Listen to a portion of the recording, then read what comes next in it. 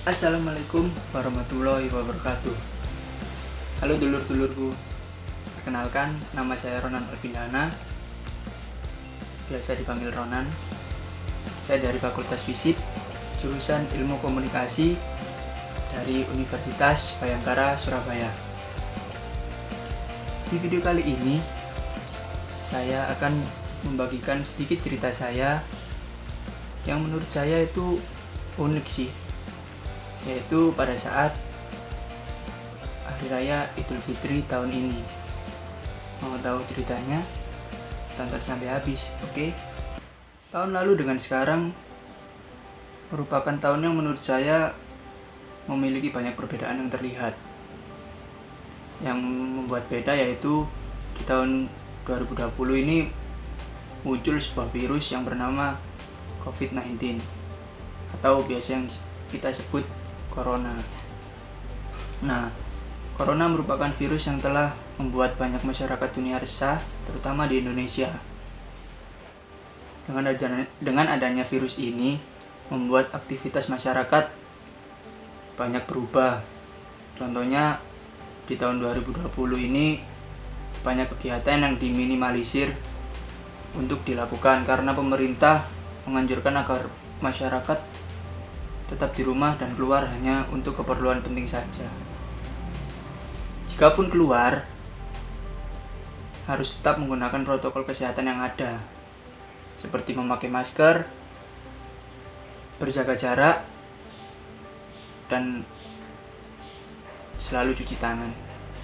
Oke, saya akan ceritakan sedikit tentang bulan Ramadan tahun sekarang dengan tahun kemarin.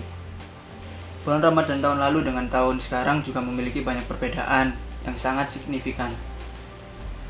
Puasa Ramadan tahun lalu, kita masih dapat berbuka puasa bersama keluarga, bersama teman-teman, terus mencari takjil, terus ngabuburit, dan lain sebagainya. Sedangkan di bulan puasa tahun ini, kita lebih banyak beribadah dan menghabiskan banyak waktu di rumah saja karena demi memutus rantai penyebaran COVID-19 agar tahun depan kita bisa merasakan yang namanya bulan suci Ramadan seperti tahun-tahun kemarin. Selanjutnya kita ke malam takbiran.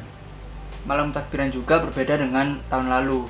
Kalau dulu di dekat rumah saya atau di sekitar rumah saya lah, itu biasa dilakukan takbir keliling. Nah, takbir keliling ini diikuti oleh masjid yang ada di sekitar rumah saya. Setiap masjid diwajibkan untuk mengeluarkan kreativitas masing-masing.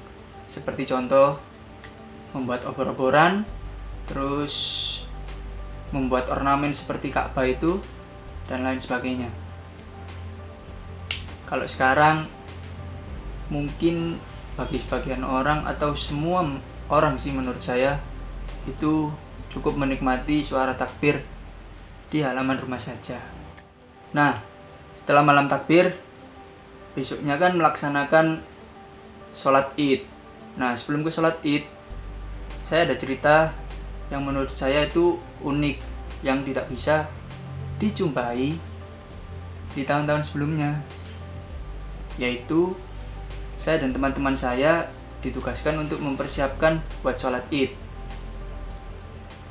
Nah, sebelum ke situ, kan biasanya tahun sebelumnya di rumah saya kalau sholat id itu di jalan raya ya. Nah, kalau sekarang hanya dibolehkan di masjid-masjid di setiap wilayah masing-masing. Itu kalau di rumah saya, karena dari Menteri Agama boleh dilakukan sholat id kalau di wilayah itu masih dalam batas zona hijau atau zona aman lah hitungannya. Itu bisa dilakukan sholat id. Nah, malam takbiran itu saya dan teman-teman saya menuju ke masjid, lalu mempersiapkan apa saja yang dibutuhkan untuk sholat id besok. Nah, saya cukup rumit ya itu menurut saya, karena itu harus melaksanakan protokol kesehatan yang ada. Seperti kalau dulu sholat Id, biasanya saya dan teman-teman saya cukup menyuruh atau mengarahkan orang-orang untuk duduk di shaf masing-masing. Terus kalau ada kotak infak, biasanya kita ambil terus kita kumpulkan. Kalau tahun sekarang itu softnya dijaga jarak, karena yaitu kita menaati protokol kesehatan yang ada. Jadi softnya dikasih tanda minimal 2 soft lah untuk dijaga jaraknya. Terus yang kedua itu setiap orang masuk ke masjid harus dicek suhu tubuhnya. Kalau suhu tubuhnya ini masih dalam batas wajar atau normal, itu boleh memasuki masjid. Kalau orang ini dicek suhu tubuhnya dan suhu tubuhnya tidak dalam batas wajar atau tinggi suhu tubuhnya, itu disuruh sholat di rumah masing-masing, karena kita tidak ingin mengambil resiko. Nah, terus kalau ada orang yang memakai masker, itu boleh masuk ke masjid.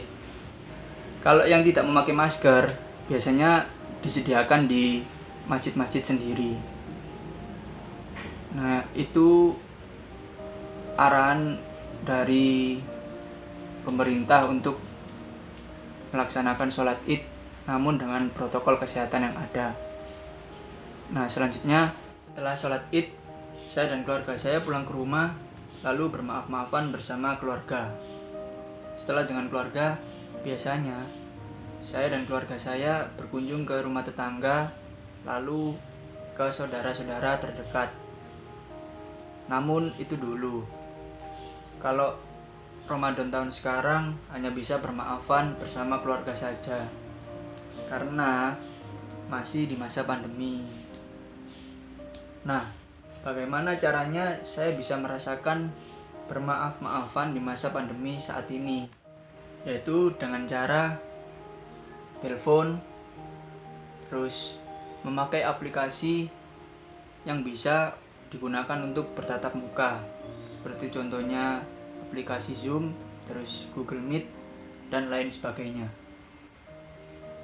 Yang membedakan bermaaf-maafan tahun lalu dengan tahun sekarang mungkin feelnya yang tidak dapat kalau tahun sekarang. Karena kalau tahun dulu kan langsung bermaafan dengan orang-orangnya.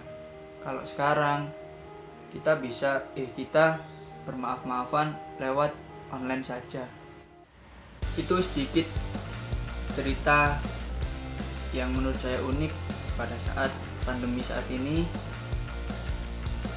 Di setiap musibah atau kejadian selalu ada hikmah tersendiri yang saya ambil dari masa pandemi saat ini adalah selalu bersyukur. Itu kuncinya. Terus pesan dari saya, selalu jaga kesehatan, istirahat yang cukup, dan selalu mengikuti protokol yang ada, dan tetap melakukan olahraga. Oke?